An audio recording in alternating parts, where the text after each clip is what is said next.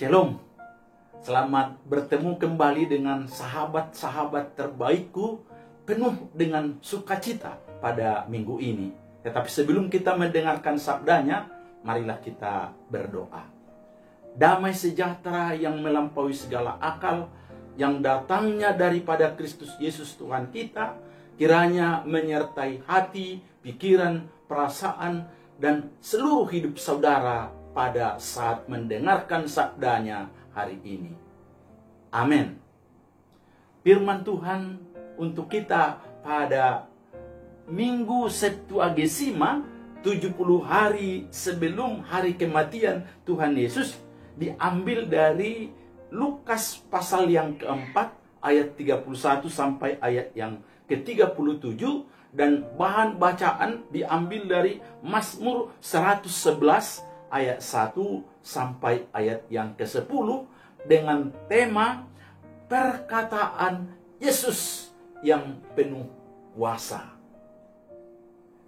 Saudara-saudara terkasih di dalam Kristus Yesus Tuhan kita, pernah katanya seorang pemuda yang menghadiri suatu pertemuan dengan pembicara tamu dari luar kota yang berbicara bertele-tele dan agak sedikit katanya melenceng dari topik pembicaraan, karena dia tidak tahan lagi dengan pembicaraan yang lama itu. Dia menyelinap dari pintu samping, dan ketika dia sedang berjalan ke koridor, dia bertemu dengan temannya yang lain dan bertanya kepadanya, "Sudah dia selesai berbicara?" "Belum," katanya. "Ya, sudah berbicara berjam-jam, melenceng pula itu, dan dia tidak menyadarinya. Tampaknya ia akan terus berbicara seharian ini," katanya pula. Memang saudaraku, harus kita akui, kita yang senang berbicara itu bisa 20.000 sampai 30.000 kata per hari.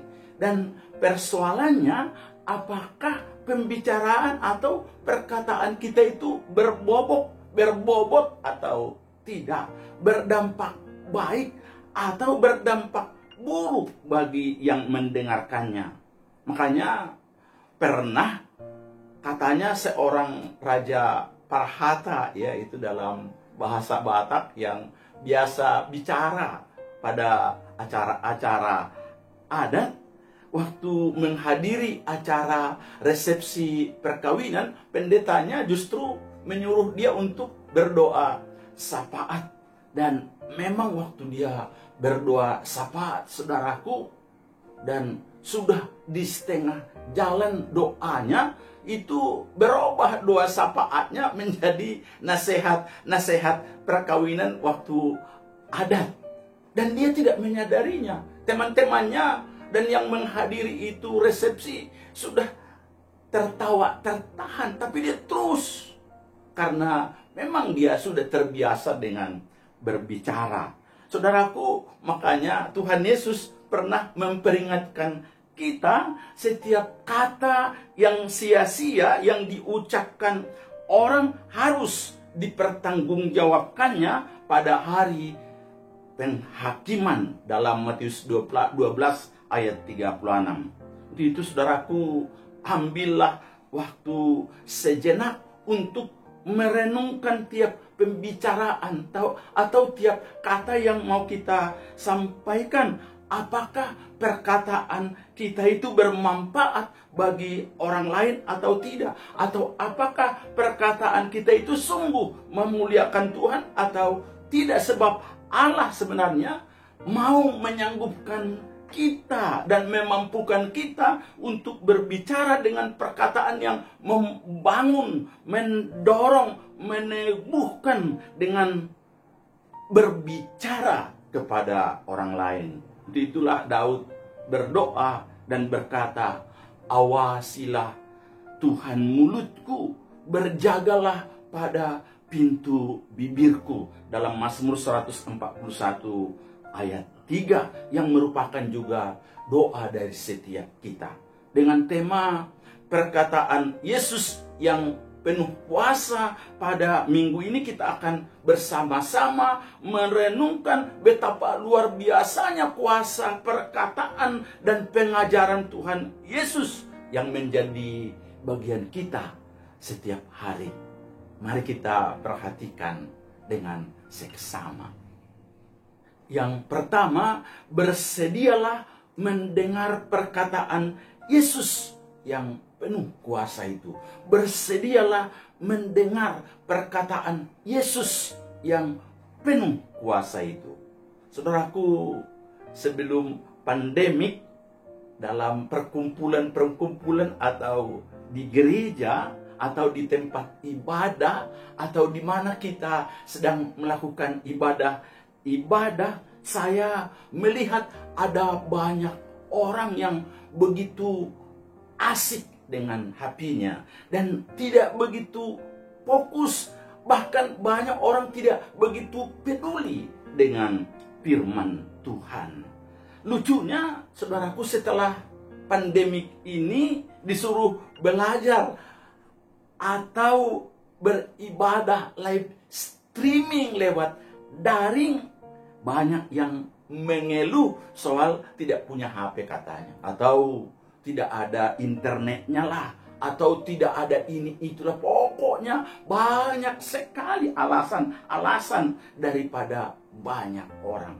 Beda, saudaraku, dengan orang Kapernaum dalam pembacaan kita ini. Mereka justru sangat senang mendengarkan, bahkan sangat antusias untuk mendengarkan dan menerima pengajaran dan perkataan Yesus di hari Sabat, baik itu di sinagoge atau di rumah-rumah ibadat, tempat berkumpulnya orang-orang Yahudi secara rutin.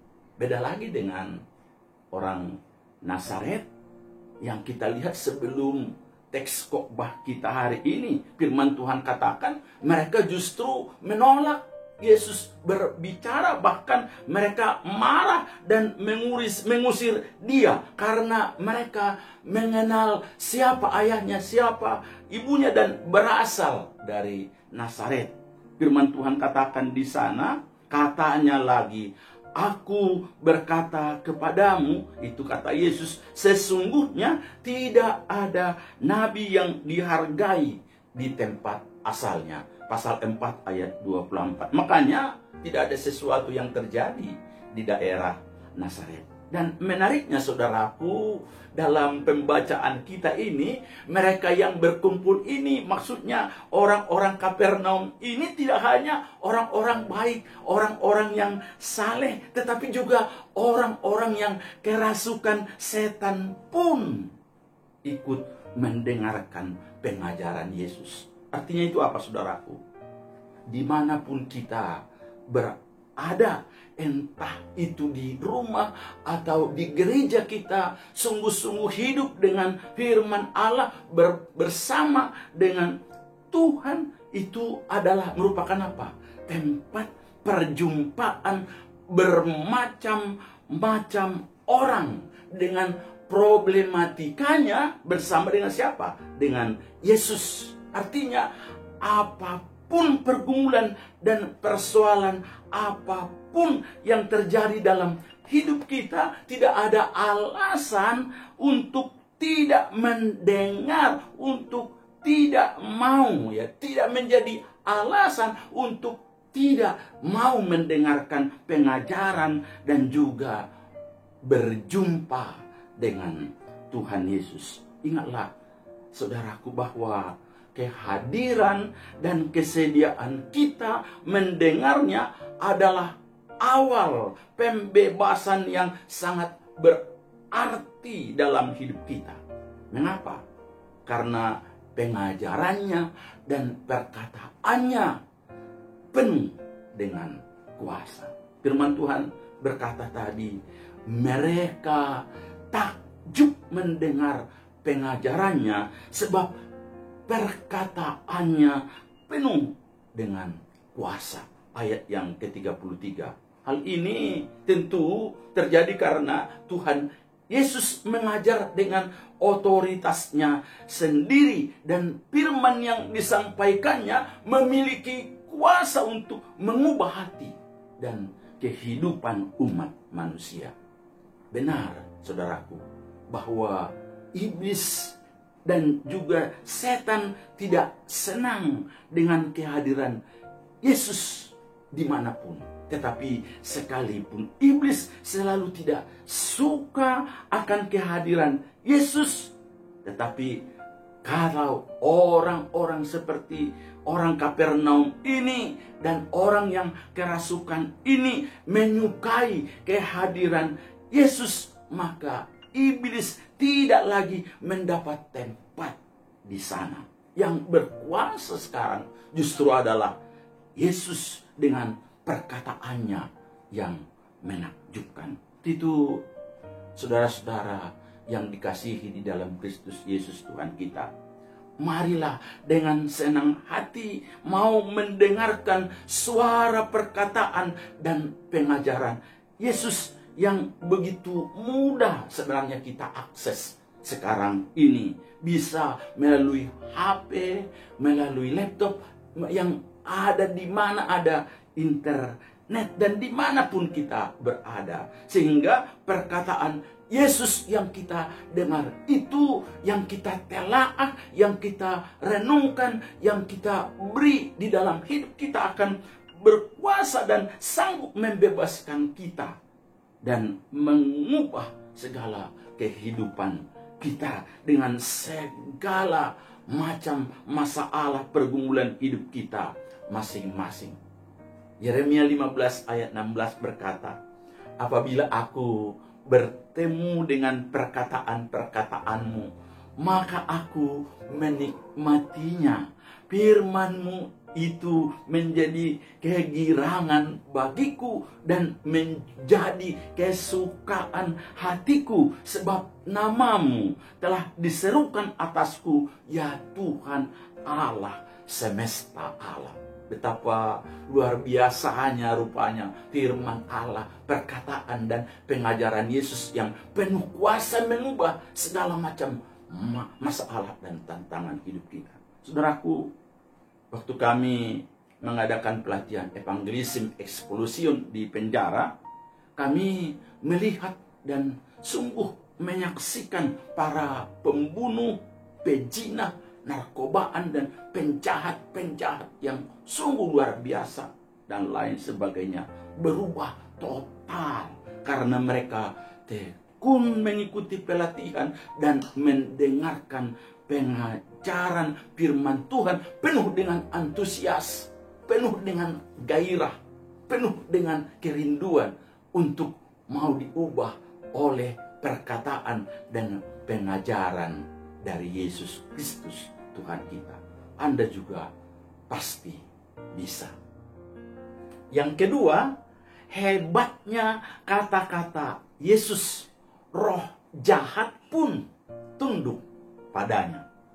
Saudaraku, ternyata bukan hanya manusia, roh jahat pun mengakui kuasa Yesus.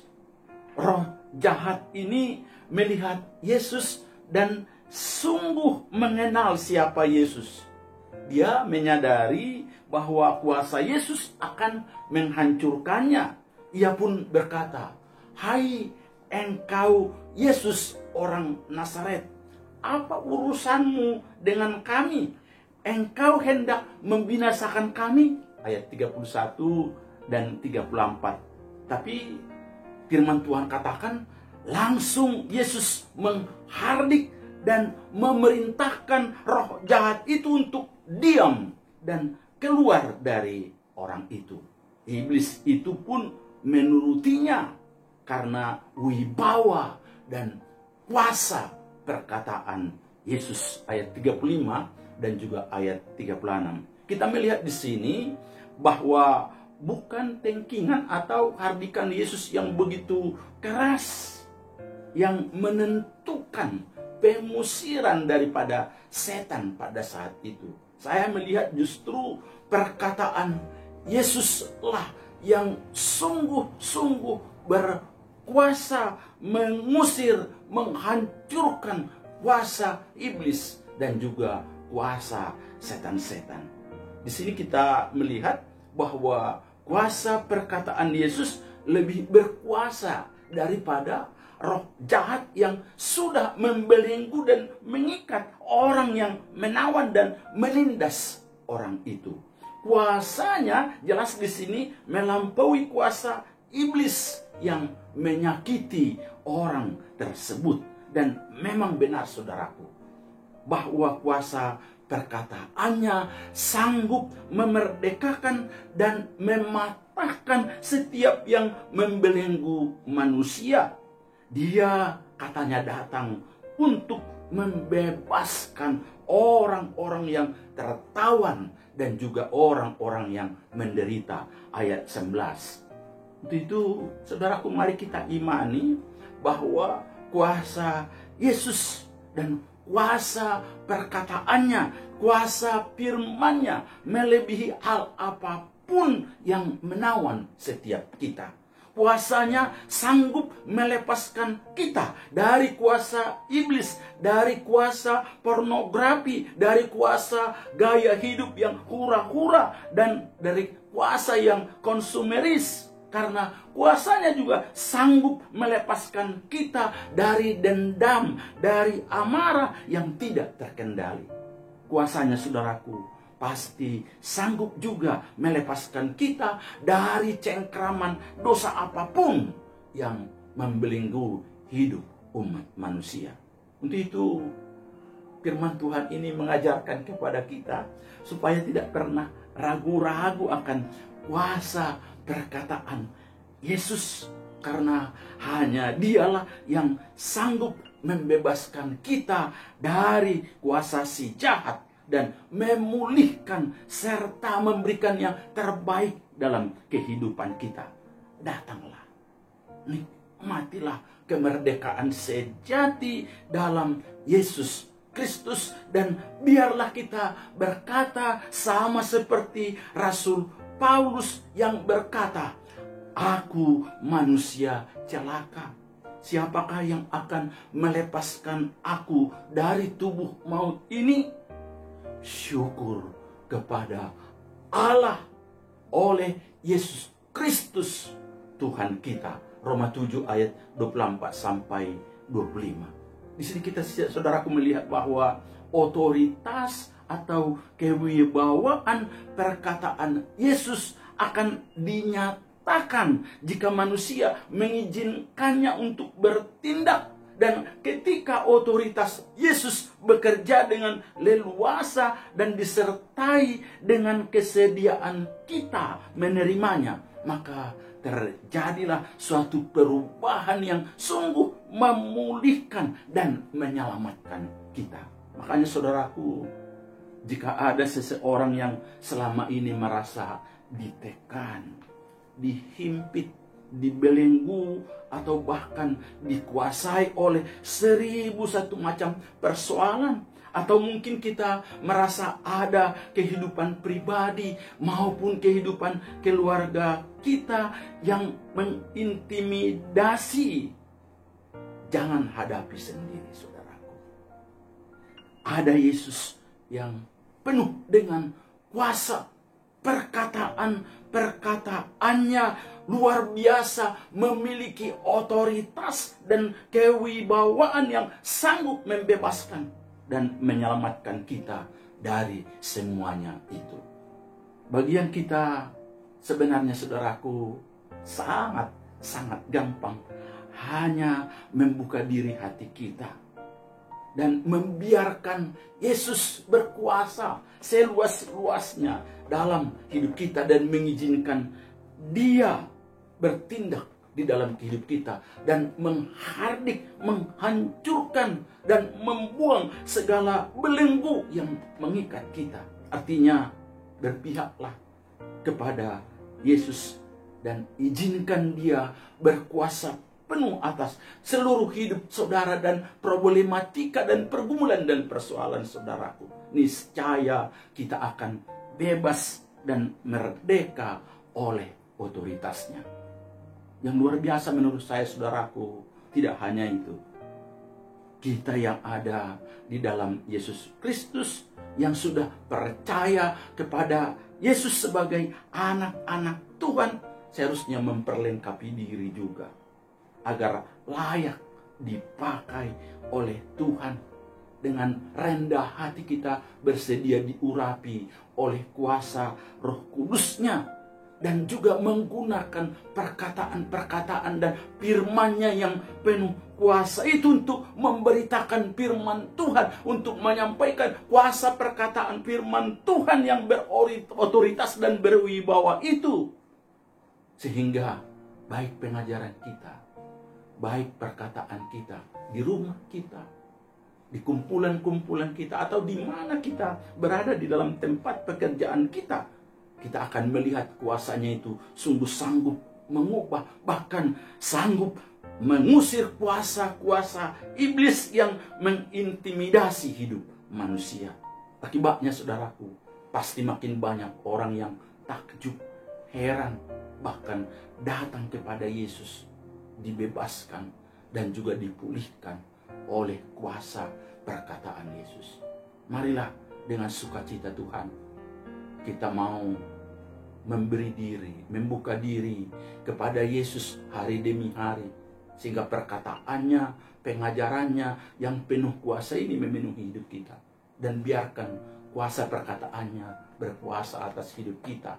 Bahkan kita ajarkan kepada banyak orang, sehingga makin banyak orang bersyukur, memuji, menyembah, dan mengagungkan Tuhan. Kiranya Tuhan Yesus memberkati saudara. Amin.